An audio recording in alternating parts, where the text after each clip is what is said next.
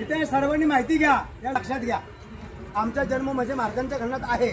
तुकाराम महाराजांना 3 मुलं, विठ्ठल, महादेव, नारायण. त्यांच्या 3 मुलापासून आमची परंपरा आहे. म्हणजे या ठिकाणी माहिती देतो, लक्षात घ्या. तुकाराम महाराज झाडा खालून सदैव वैकुंठाला गेले ध्यासाकाठ. तुकाराम महाराजांनी समाधी काही घेतलेली नाहीये. तुकाराम महाराज सदैव ध्यासाकाठ वैकुंठाला गेले, हे महाराजांचं मुख्य दर्शन आहे. आता वैकुंठ म्हणजे काय लोक विचारतात. समोर ते कमान दाखवले, ते पांडुरंगाचं वाहने गरुड पक्ष, ते साक्षात या ठिकाणी उतरलं. तुकोबरा त्या पक्षापासून देह घेऊन गेले, त्याला वैकुंठ म्हटलंय.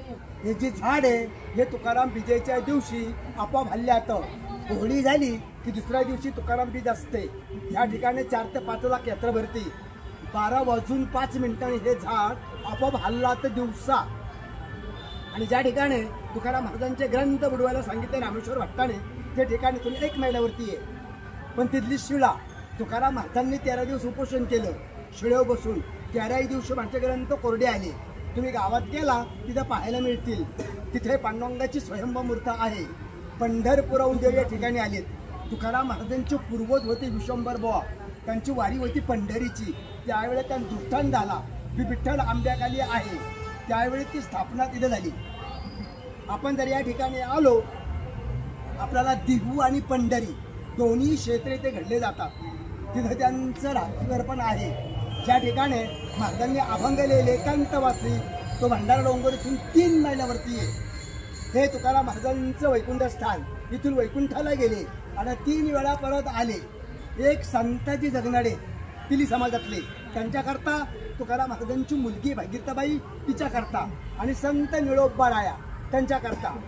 संताजी जगण्याकरता कसे आले, ते महाराजांचा उजवा हात होता. त्यांनी महाराजाकडून वचन घेतलं, म्हणले महाराज मी जर मिळलो तर माझ्या देहाला तुम्ही मूठ माती द्या. तुम्ही जर अगोदर गेले तुमची मी सेवा करील. तुकाराम महाराज अगोदर जातात. मागावून ते वारले गेले. इथनं सुदुंबर गाव आहे 5 ते 6 मैल. तर गावकऱ्यांनी खड्डा वगैरे खणला, देह गाडायचा प्रयत्न केला. देह काय गाडला जात नाही, ते आपोआप येऊ लागला.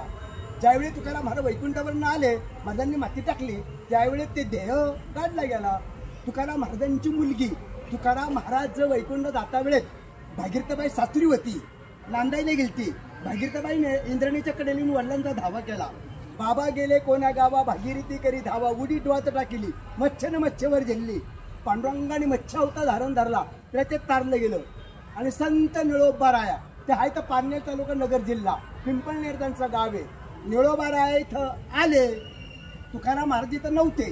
तुकाराम महाराज वैकुंठाला गेलते. निळोबा रायांनी या झाडाखाली 42 दिवस उपोषण केलं, बिगर अन्नना पाणी घेता. स्वतः देव आले भेटायला पांडुरंग. म्हटलं देवा मी तुझ्या करता नाही आलो, मी तुकाराम महाराजांकरता आलो. निळोबा रायांनी अभंग केलाय उपदेशपर देवाला. येथे तुझं लागी बोलविले कोणी, प्रार्थना वाचून रसिका, प्रल्हाद कैवरी दैत्याची दंडया, स्तंभी देवा राया प्रगटोणी, तैशा परी संकट नाही मजला, तरी का फुकट श्रम केला. निळा म्हणे आम्ही न ओळखूजी देवा, तू काय याचा धावा करीत असे.